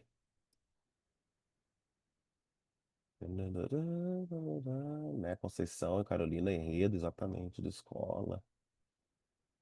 Né? Gente, quem quiser falar, fique à vontade para participar. Eu vi que a Anícia tinha Tá, levantado. ó, Pode falar. eu fiquei fazendo uma reflexão sobre tantas coisas que você trouxe, mas me chamou muita atenção essa questão da culpa, né? Veja, como que nós temos essa estrutura de sociedade hoje, como que, que o sujeito se sente culpado.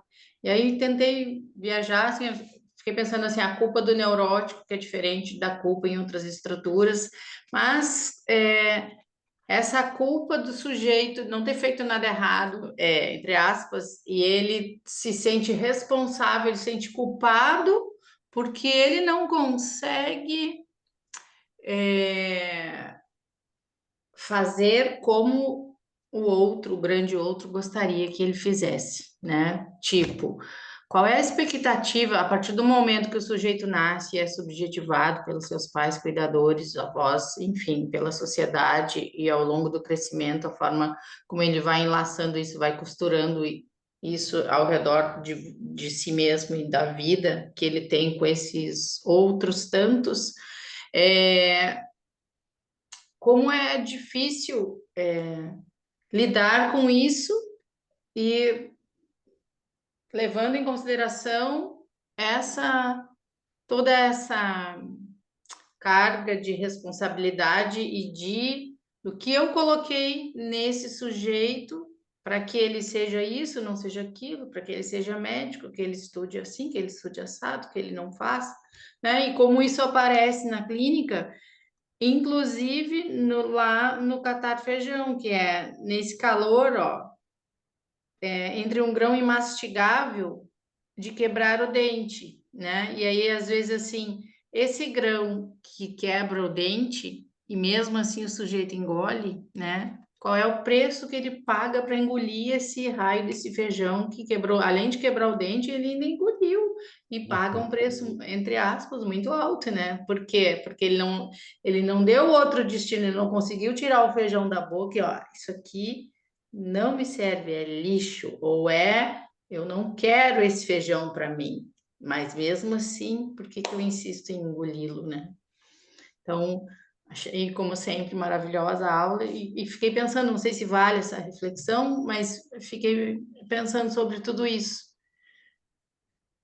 É que tem uma coisa importante, que escutando você falar, que eu parafraseei da seguinte maneira: a razão do catar feijão não é o feijão. A razão do catar feijão é a pedra. A gente cata feijão porque pode haver pedra. Se não houvesse isso, a gente não cataria feijão, jogava na panela. É a possibilidade da pedra que leva ao ato, ao cuidado. né? Então, há uma política aí da administração do sofrimento, né? E quando a gente fala de sofrimento, de formas de sofrer, pessoas tentando encontrar soluções, né, pro sofrimento, mas também com possibilidade de encontrar prazer, realização, satisfação, existem dimensões, né, que é onde eu queria chegar para trazer a teoria lacaniana, mas também eu acho que é algo que a gente pode ganhar na clínica, sensibilizando assim, bom, esse sujeito que está trabalhando ali para encontrar uma solução, ele está encontrando a partir de uma história que começa antes dele, né? Ele tá numa herança simbólica. Ele recebe isso também como uma solução do outro. A questão é o que que ele vai fazer com essa solução do outro, né? Para poder. Esses dias uma pessoa muito próxima a mim, né, falou do comparando os filhos, né? E ela me disse, ela nem percebeu, gente, que ela estava comparando os filhos, né? E aí eu falei pra ela, mas chamei a atenção dela, não chamei a atenção assim de xinguei, né? Falei, apontei a diferença, né? Ela falou assim, por que essa diferença, né? E eu falei, qual que é a culpa com esse outro filho? Tem alguma coisa que você acha que você não fez, que você poderia ter feito? Porque ela estava dizendo assim que um filho foi mais bem sucedido que o outro. E que esse mais bem sucedido, ela cobrava mais de cuidado em relação a esse, né? E que eu falei, porque você está cobrando coisas que esse filho que está dizendo que é menos bem sucedido também faz com esse mais bem sucedido. Então qual que é a diferença? Porque fica parecendo dois pesos, duas medidas. Aí ela se emocionou bastante, falei, você fez o que você podia fazer enquanto cuidadora. Tem uma dimensão aí que você precisa desocupar, senão você não vai ver quem é você e quem quer teu filho, né? Então talvez você deu o que você tinha para dar para os dois, e os dois são soluções psíquicas diferentes pro que você deu. E o que eles fizeram, o que eles amarraram, é sobre eles, esse é o percurso deles. Mas cuidado, né, para você não achar que você é um fracasso de mãe, porque um filho é diferente do outro, essa é a condição do que existe. E a história não acabou. A gente não sabe o que vai acontecer com eles ainda. Então é preciso haver esse espaço, né? E dessa mãe, né, que tem os seus 70 e poucos anos, e que vem dessa lógica do trabalho. Ela trabalha, gente, desde os 4 anos de idade. Então, e ela projeta isso de ver né, os dois filhos trabalhando, mas um trabalhando e não conseguindo. Ela tá vendo a história dela em cima desse filho. Não, é a história dele. Ele não trabalha desde os 4 anos. Sabe por quê que ele não trabalha desde os 4 anos? E ela, não. Falei, sabe sim, você esqueceu. Porque você trabalhou para isso. O que mais você poderia ter feito? Agora deixa ele. Deixa ele, para você poder criar também, olhar para você, para suas faltas. Qual que é a culpa, né? Então, e vejam como tem um traçado aí que é. E vejam, gente, é uma pessoa que trabalha desde os 4 anos de idade, com 7 anos de idade, foi mandada para outro estado trabalhar, na casa de não sei quem, separada dos pais. E eu fico escutando essas histórias e fico assim, gente, mas pegar uma criança de 7 anos, mandar para outro lugar, né, para trabalhar. E onde que foi trabalhadas as questões afetivas dessa pessoa? A escuta, é uma criança. É uma criança. Né? Esses dias uma pessoa falou assim: ah, porque você não sabe como é difícil, né? A gente às vezes não fazer tal coisa. Eu falei, ué, mas ela é uma criança, com certeza é difícil. Mas ela é uma criança. Você é o adulto, né? Então, qual que é o lugar para que a gente repense, né, gente, que boa parte dessa transmissão histórica de culpas, de dívidas, contas a pagar, né? Que eu quis dizer para essa mãe assim: onde não tem pecado, não tem perdão, não tem dívida. Deixa eles agora fazerem pagar a conta deles, que eles têm. Deixa eles escolherem o que eles vão comprar, qual que é a dívida deles. Isso é sobre eles. Pois não, Edson. Ô, Jacó, primeiramente, obrigado, né? Sensacional aí a sua fala. E eu queria, me chamou bastante atenção quando você me desperta para uma reflexão sobre a questão da identidade e como é que isso vai para a clínica, né? Então, se a gente pegar os principais pensadores, né, que tentaram definir o que é o brasileiro, sociologicamente falando, se eu vou lá na Casa Grande Senzala do Freire, no Gilberto, no Homem Cordial do Sérgio Buarque, né? Se eu vou no marxismo do Caio Prado Júnior, se eu vou no Florestan Fernandes, olhando para esse brasileiro de uma maneira mais acadêmica, até o Darcy Ribeiro, com o povo brasileiro, todos eles, né, foram bastante enfáticos no sentido de expor, né, claramente a miscelânea que é a nossa formação identitária, né?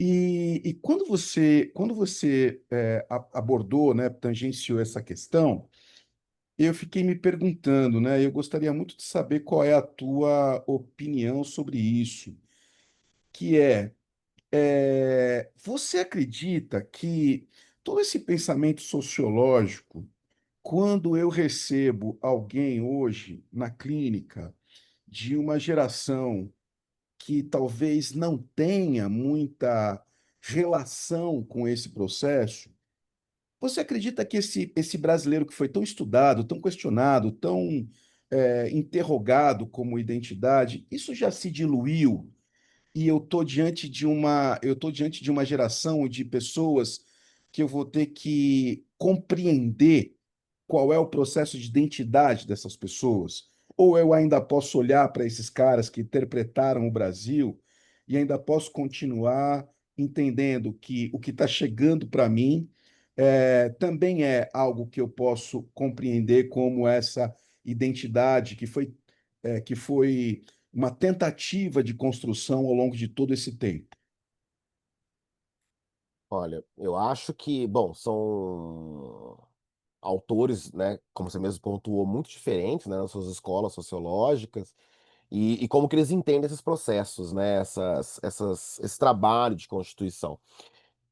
É, com a linha de epistemológica que eu me vinculo, né, eu parei de falar de identidade, a gente acaba falando de identidade por uma questão de caguete, de inconsciente, né, eu falo de identificação.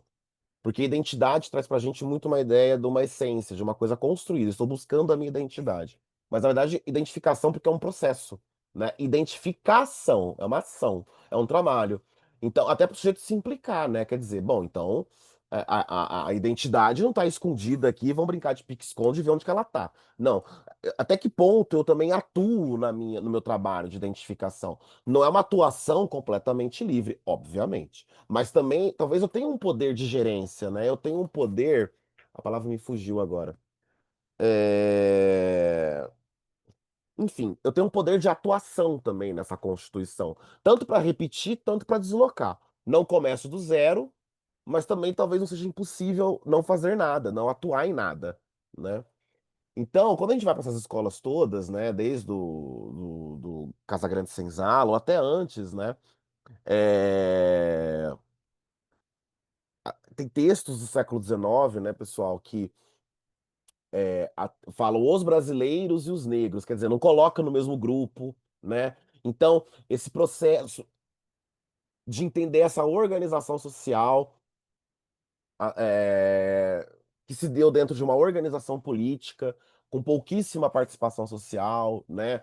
A independência, a república, não foram movimentos populares, foram movimentos políticos, né, dentro de uma elite, né? Diferentemente de outros países da América Latina, né, que tem essa coisa da participação popular, né, desde o mais fortemente colocada, mas de qualquer maneira, essa questão do brasileiro, né? Quem que é o brasileiro? Como diz o título no Macunaíma, né? O herói sem nenhum caráter, né? Na brincadeira do sem nenhum caráter, porque o Macunaíma é um safado, ele é um malandro, mas ele também não tem uma identificação terminada, né? Essa coisa do malandro, esse estereótipo do malandro. Então, pelo menos como elemento do imaginário isso serve, né? Porque a gente ainda tá lidando com esses estereótipos do imaginário, né? E o estereótipo bom, não é nem falso, nem verdadeiro, né? A questão bom, o que que tem de crítico nisso? O que que tem de Como é que eu posso sair do senso comum para pensar o estereótipo? Então, eu acho que no contemporâneo, a gente tem vozes que não tinham entrado na academia, na produção de saber, e que agora estão entrando. Essas vozes sempre produziram saber em outros lugares legítimos de produção de saber. Nos terreiros, nos bairros periféricos, sempre foi produzido, né? Nas comunidades, né? E comunidades indígenas. Esses saberes sempre foram produzidos, ainda que eles não tenham sido tomados sempre como saberes. É que agora eles estão na universidade, por exemplo. Agora eles estão na academia, reivindicando e colocando o nosso pensamento teórico num outro momento, inclusive a psicanálise, né? A psicanálise está sendo chamada para um lugar hoje no Brasil de pensar assim o racismo, de pensar as relações étnico-raciais, né? Que essa, por exemplo, uma coisa que é muito importante, gente, que o próprio Deleuze e Guattari já coloca no antiético. Será que para todo sujeito, né, a família tem o mesmo peso para sua constituição, como o Freud coloca? Porque o Freud está pensando numa família europeia do século XIX para o século XX. Algumas pessoas, né, alguns sujeitos se constituíram em outros processos de formação de família, em outras organizações sociais, né? Eu não estou pensando nem numa comunidade indígena, que só o nome comunidade, né, gente? A ideia de família já é outra. Mas, por exemplo, sujeitos que foram constituídos em famílias que são feitos por mulheres e mães solo. Os homens não compareceram para assumir a paternidade, né? Isso se torna uma marca histórica, né? O homem abandona, a mulher não, né? Então, como isso atravessa os processos simbólicos de constituição, né? Então, eu acho que a gente está do anos 2000 para cá, na verdade, sim, final da ditadura para cá, 85 para cá, nessa disputa por essas vozes também estarem em lugares acadêmicos, não porque a academia é melhor, mas porque a academia é um lugar muito fechado, né? Ué, gente, quando Carolina Maria de Jesus entrou na lista de livros obrigatórios da Unicamp para o vestibular, foi um quebra para capar. Porque teve professor da Unicamp que disse que não era literatura. Que não era para estar na lista de livros de literatura, porque não era literatura. E aí, quem é que diz o que é literatura? Porque a literatura não é livro, a literatura é acontecimento. A literatura é um acontecimento, e depende do leitor para poder fazer um acontecimento como literário. Então, quem diz o que é? Então, essas vozes entram para poder debater esses outros processos de subjetivação, né? Gente, eu lembro de uma banca que eu participei de mestrado, que a moça estava analisando o Mia Couto, né, um escritor moçambicano, que é um dos mais hypados, hein? Então, assim, é um dos, né, que mais transitam aqui fora de África e tal. E aí ela estava analisando um livro que chama O Último Voo do Flamingo. E ela estava chamando essa literatura de literatura maravilhosa, sobrenatural, né? Segundo Todorov. Todorov é um crítico francês. E que ele fala que tem o fantástico e o maravilhoso. O fantástico é quando você tem a dúvida se o sobrenatural está acontecendo ou não. O maravilhoso é quando você não tem dúvida, está acontecendo. Porque tem uma cena desse livro que os personagens, quando vão dormir, a alma sai do corpo, pega o corpo e pendura. E a alma vai dormir. E ela pega essa cena e chama essa cena de uma cena maravilhosa, sobrenatural. E aí uma das professoras da banca, estudiosa de literatura africana, né, que fez toda a sua formação na África, ela falou, então, isso aqui não é literatura maravilhosa. Nessa narrativa, acredita-se que as coisas acontecem assim. Essa é a realidade. Quando você fala que isso é sobrenatural, esse é o olhar ocidental, não daquela comunidade. Então é assim que eles explicam o processo do sono, não é metáfora. Então, ou você assume que você vai ler de um ponto de vista ocidental e tá tudo certo, mas tem que assumir, ou se você quiser ler de um ponto de vista de onde isso foi escrito, é outra condição de produção. Então, é outro processo de subjetivação, de você entender aquilo como literal ou metáfora. Então, várias coisas que você chama de sobrenatural é como eles abarcam, abraçam, explicam o cosmos, o meio, né? Então, está superado? Pelo contrário, eu acho que a gente está num novo momento, né? E eu acho que a gente não sabe muito bem ainda o que fazer com isso, a gente está vendo o que fazer, e aí a clínica ensina uma coisa que é no 1 a 1. Porque, claro, a gente vai criando teorias, a teoria tem um pouco da generalização, né, gente? Só que o nosso método, ele é indutivo. Então, por mais que a teoria seja maravilhosa, ela não é maior que nenhum sujeito que fala na clínica. Então é preciso a gente escutar esse paciente, escutar muito quais são os processos que ele traz para existir, o que que ele vem sustentando como processo, né? E como que ele traz essas narrativas para reorganizar, né? Para poder lidar com essas faltas dele e organizar as do outro, né? Então acho que em termos de, para poder fechar aí, né?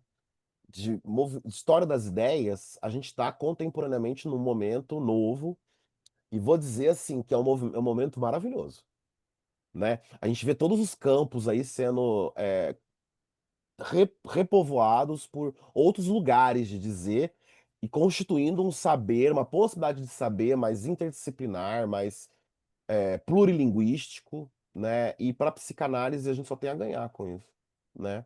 E desde que a gente se dispõe a ouvir o outro a partir desse grau zero, né? Quem que é você, né? Qual que é? Me fala aí, né? E isso demanda tempo.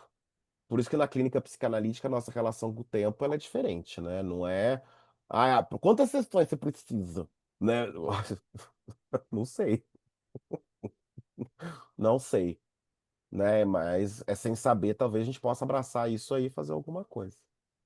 Então acho que tá num novo momento, sabe? E a gente ainda tá se havendo com essas heranças, vendo o que fazer com elas, sabe? É, E vocês vejam que a gente tem um acontecimento recente no Rio de Janeiro, né? Que aconteceu. E a gente não sabe bem o que fazer, assim, com. Cai-se em extremos, como uma defesa, mas a gente não sabe muito bem, assim, né? Porque são sujeitos também, né? Em processos de sofrimento. Tem um livro, gente, que a gente até colocou no Semblante, que eu trabalhei com os alunos esse semestre, que é o Cidade de Deus, do Paulo Lins, né? Aquele livro é de uma delicadeza, que é bem, assim, é uma narrativa muito diferente da do filme, apesar do filme ser dizer, né, ser uma adaptação do romance, mas é um, é um narrador tentando contar a história de Cidade de Deus de um lugar diferente do que foi contado, que é um lugar afetivo, é um lugar do que não fecha, é impressionante. E ele traz uma frase que é sobre violência, que a gente não pode esquecer na clínica, onde falha a fala, fala a bala. E isso é uma dívida histórica, assim, né? Desses processos que se passa por cima como trator de sofrimento. Até pra gente reconhecer isso como sofrimento, né? Eu acho que a gente tá num novo momento. Eu tô um pouco otimista, né? A Marcela colocou aí, né, a etnografia dos sonhos, Yanomami, né? Aliás, a literatura indígena contemporânea, a gente traz coisas riquíssimas, né? O Krenak, que é um dos mais hypados aí, tem muita coisa legal. Tem aquele livro do Xamã, né? A Queda do Céu, que é lindo. Aquele livro maravilhoso, né? Que traz essa organização, outras formas de organizar sociedades, né? Então a gente não é o umbigo do mundo. A gente não é. Não é.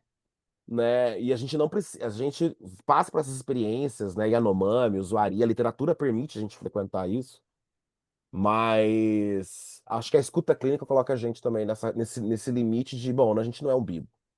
Então deixa eu escutar o outro, desse limite também, desse outro lugar.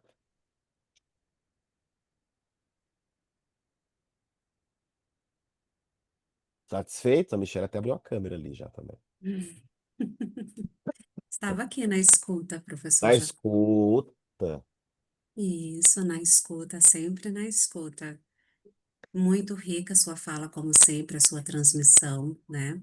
Só tenho a agradecer em nome do Semblante, em nome de todos os colegas aqui presentes, que eu estava acompanhando e vendo ali os agradecimentos e as parabenizações. Agradecer, professor Jacó, né, por essa parceria, para além da transmissão, uma parceria de Semblante, que está entrando no seu, que já entrou, né, o seu segundo ano. Nosso segundo seminário marca o nosso segundo ano de Semblante.